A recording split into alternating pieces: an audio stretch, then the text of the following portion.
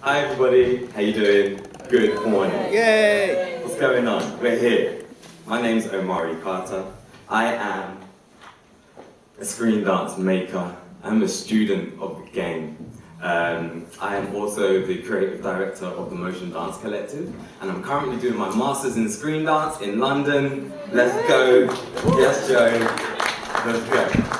So this is all adding to the intensity of the field, intensity of my study, and I can't thank Simon enough for inviting me down here to help facilitate this amazing festival. We've got some amazing amazing people here today. So I'm not going to say much because they're going to say it all, but we've got Mitchell Rose first, then Katrina McPherson and Howard Rayum second, and then we follow on by Selena Dubois. And then we have Anita Clark and Lucas Cao Chi Peng. Did I say that right? Yes! Let's go. So, with no further ado, I would like to introduce to the stage the amazing Mitchell Rose. Woo!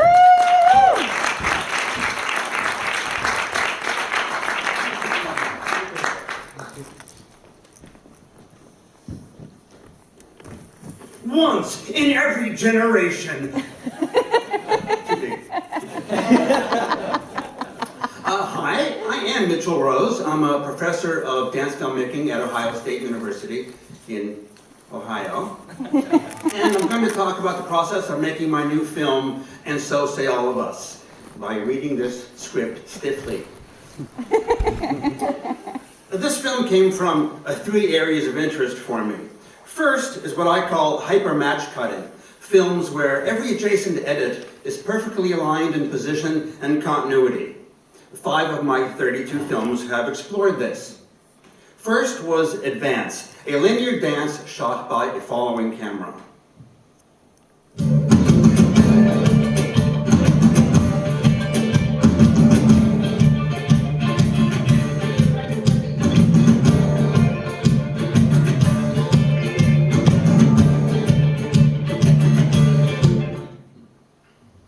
Then came Contact, which had the theme of arrested anticipation.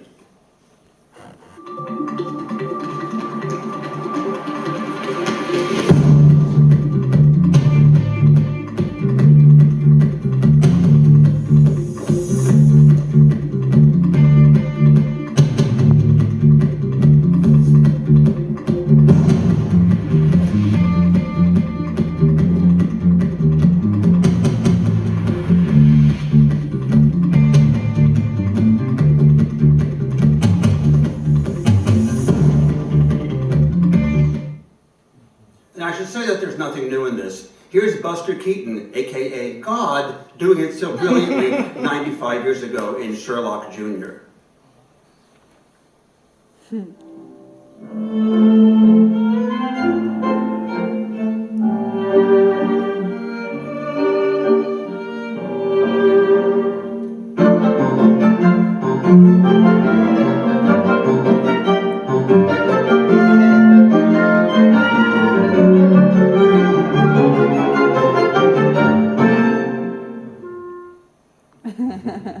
The second area of exploration that entered this third in the series of 5 films is my long-term interest in remote collaboration. I've always been fascinated by the idea of being able to get people to do complicated things remotely via instructions. In Globetrot, I wanted to make a film that would portray fractured but continuous choreography, but that would be shot by many remote filmmakers. B.B. Miller choreographed a dance, and I broke it down into 2-second segments that I farmed out to 54 filmmakers in 23 countries representing all 7 continents. Each filmmaker would find a non-dancer in the street and work with them until they had learned their 2-second phrase.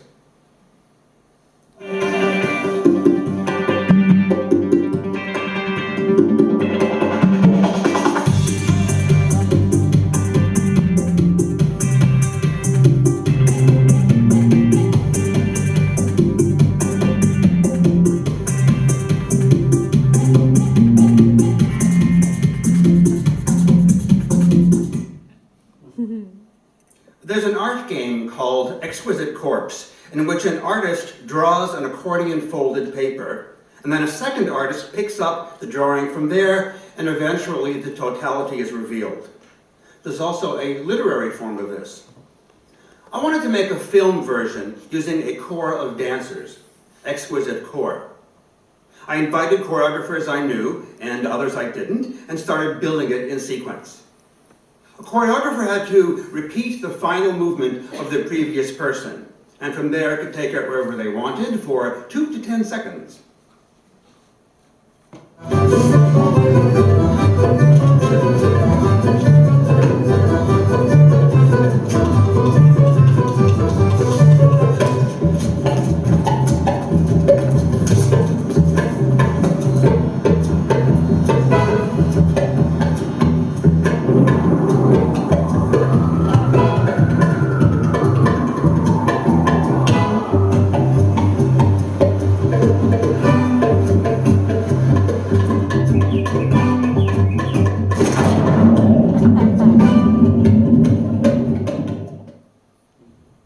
The film did well, having over 1 million views online, but with Globetrot taking 2 years and Exquisite Corps taking another 2 years, I was totally done with the hypermatch cutting projects.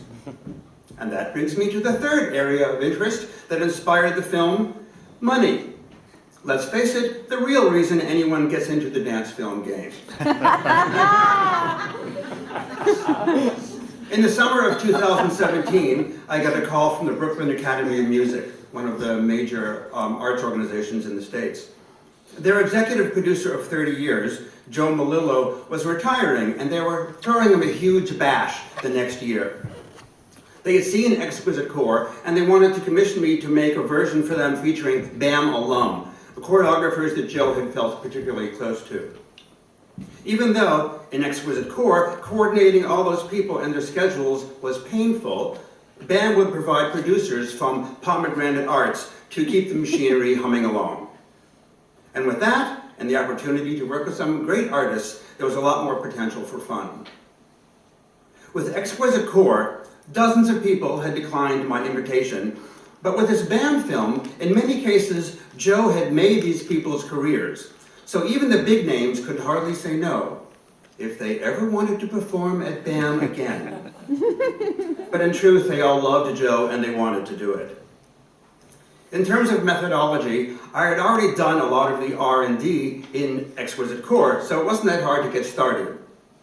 I wrote a manual that every dancer and camera operator would get. The dancer's parameters can be boiled down simply. Wear a red top, repeat the preceding ending movement precisely, use a visually interesting location, the length is 4 to 12 seconds, really hard for people, and don't do any of the no-nos, which I'll get to in a second. Camera person checklist, and then the fuller dancer descriptions of the above, and the no-nos. Don't direct message Joe holding up an "I love Joe" sign or something like that. Don't exit the frame, don't sing or speak, no one else in the frame, no commercial music playing.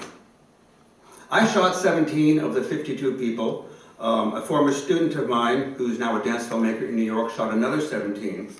And the international people provided their own camera people. This was the section for the camera operators, how to position and align the dancer in the frame, how big to have the dancer, I'll get to that later, how to move the camera to match up to the camera movement of the previous shot, and more tech info to get everybody on the same page because there were all levels of expertise involved in everything from Blackmagic cameras to iPhones. BAM prepared a list of choreographers, many of whom had been in Exquisite Corps, and we began coming up with a sequence. The dancer that began the film would also end it, to bookend the film, and I wanted to start on a subway train arriving at BAM. So I used David Dorfman, an old friend and someone who's always game. particularly since after every take, David had to take the train to the next station, cross over and come back, taking 15 minutes. And working with the timing of subway trains is unpredictable. Just ignore those people and cue the doors. Close the doors. Just hold it, David, keep it real. Cue the doors. Magic, magic, magic. Just, yeah, forget it. I'll see you in 15 minutes. And the process began. For each dancer, besides being able to watch the entirety of the edit to that point, I would also send them a rehearsal video of the previous person's ending, like this.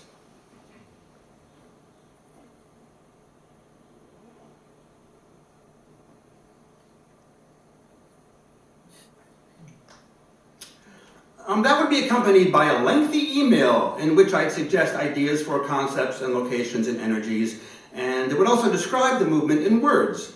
A dancer can watch a video and go, I got it. But chances are they don't have it well enough for these purposes. So by having them use a different part of their brain with language, it makes them look at the movement deeper. Here's what I wrote to Martin Zimmerman for the shot. When you start the roll, you are 90 degrees to the camera. The left arm circles back. The right arm is relaxed to the down forward diagonal. You're now facing the camera with the focus down. For camera, when he starts his roll, he's in the upper middle section with his head on the left grid line. Whoa. Tilt straight up, so by the time he stands, his waist is on the upper grid line. You really have to go into that level of detail.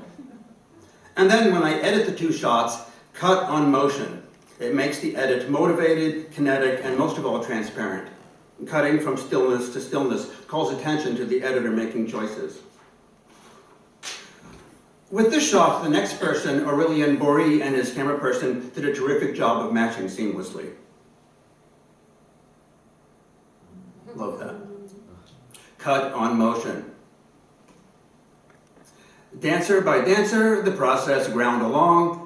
Every so often, I'd fly to New York from Ohio to blitz through 7 or 8 people in a weekend. It's much faster when I can shoot it myself and coach the dancer and edit it right there on my laptop to make sure it works.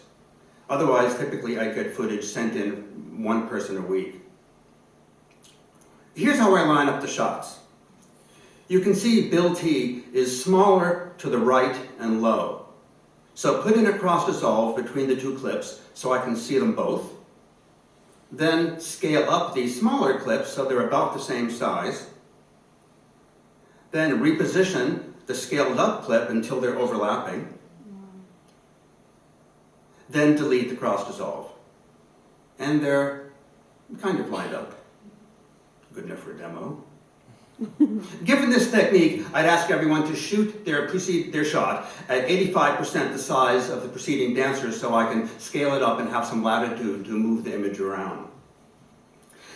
Once the editing is done, there's endless post-production magic to improve on reality. Those pillows are ugly and distracting, so put in a wall to cover them. Or little tweaks like Meredith Monk is next to a lovely babbling brook, but you can hardly see it, so superimpose some sparkling over the water. That fuse box in Lucinda Child's kitchen is boring, so do a little interior decorating.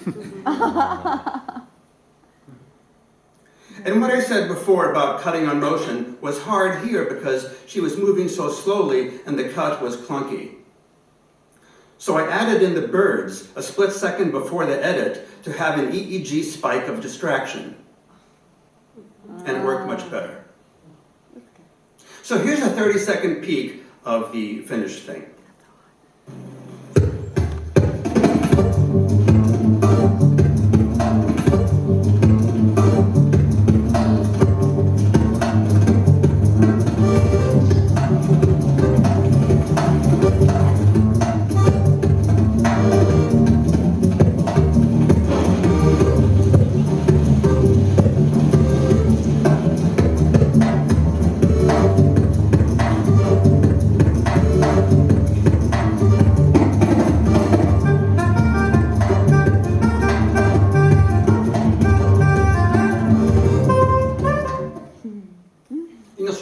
Tonight, including those 30 seconds. We'll show it again as part of it.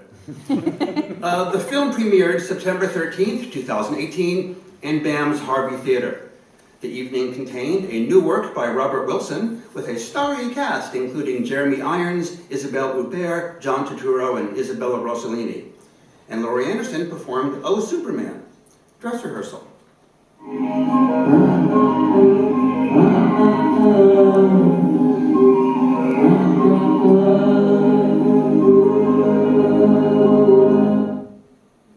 it was my film, the hit of the evening. And So Say All of Us is not great cinema, and it's not great dance. The title comes from, for he's a jolly good fellow, and so say all of us. And that's what the film is. It's an expression of the love and gratitude these artists felt for Joe Melillo, and a living family album of quick charcoal personality sketches. Joe wrote me the next day saying the film will have massive reverberations within the national dance community and the global communities. I'm very happy that I got to make a film that turned out to be a snapshot of a time in dance. And thank you all for your kind attention.